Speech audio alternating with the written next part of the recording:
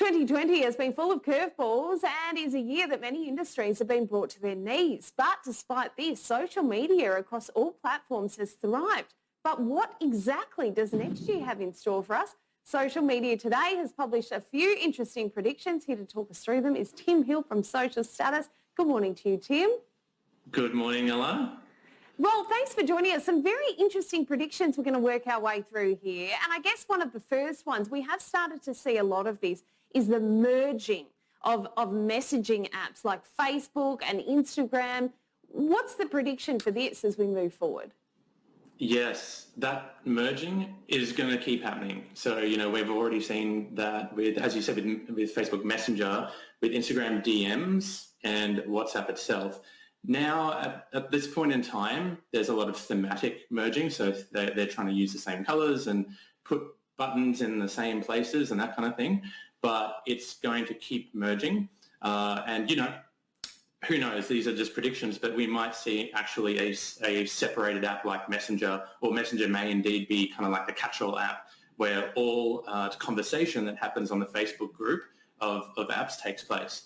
Yeah, interesting, because it is funny when you think, like, if I just think about my phone, I've got Messenger, I've got WhatsApp, I've got Viber, and you've got all these different combos. You've got your Instagram messages, so there's a lot going on. So, yeah, an interesting one to keep an eye on as we move forward. Now, something else we've seen, I guess, a lot during COVID as well was the real explosion of virtual reality. Now, Facebook's virtual headset Oculus, that is skyrocketing as well, but also in part because of working from home. Yeah, Oculus is interesting because Facebook have been really pushing this so hard ever since it launched. And the thing about Oculus is that it's always been seen as a gaming device.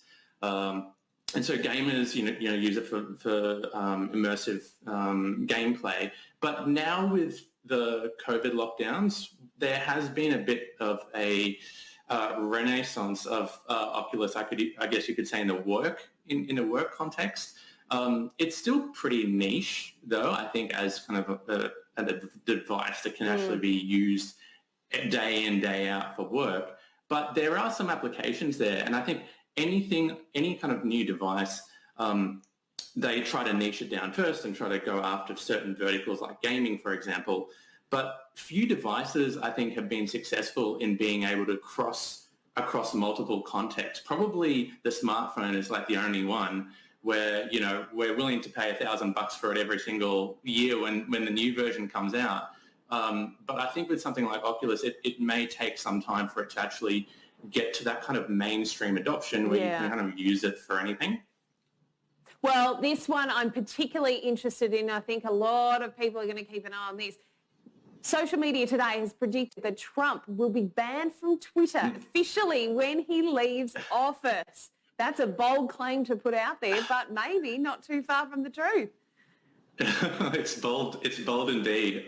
This is a really interesting one. Can you imagine Trump firing up Twitter and its account is suspended? He'd just flip out, wouldn't he? It wouldn't be the first time. Yes, it wouldn't. I just think that moment would be really funny. But look, Trump and Twitter, they both need each other. Twitter 4 years ago, before Trump was in office, it's fair to say that Twitter was struggling. They haven't been growing the user base. Their engagement on platform has been okay with the actives, but there are a lot of inactive accounts. So, with Trump coming into the presidency and being probably one of the most prolific Twitter users, has just kind of shot Twitter up into the mainstream again. It's talked about all the time in mainstream news, and I think that he's been really key for them growing in the last 4 years. So the idea of shutting him off completely, yes, it can happen because, Twitter have actually been talking about how there are protections in place for someone like the president that has, important information. And when he steps out of office, then suddenly he loses all of that. So he's on a level playing field with all of us plebs. Absolutely. So it's possible. I mean, I have to give a shout out to my friend on Twitter, Dan, who's over there in the US, and he's quite sure that this is going to happen. So I think there's a few different theories of thought here. My only thought is that if you ban or if Twitter bans Trump from their platform, where does he go? So, his Facebook following is about a third the size of Twitter. YouTube is way lower. I mean, maybe you're looking at some of these more kind of right-wing apps like Parler that's just popped up recently, which is kind of seen as like Republican version of Twitter.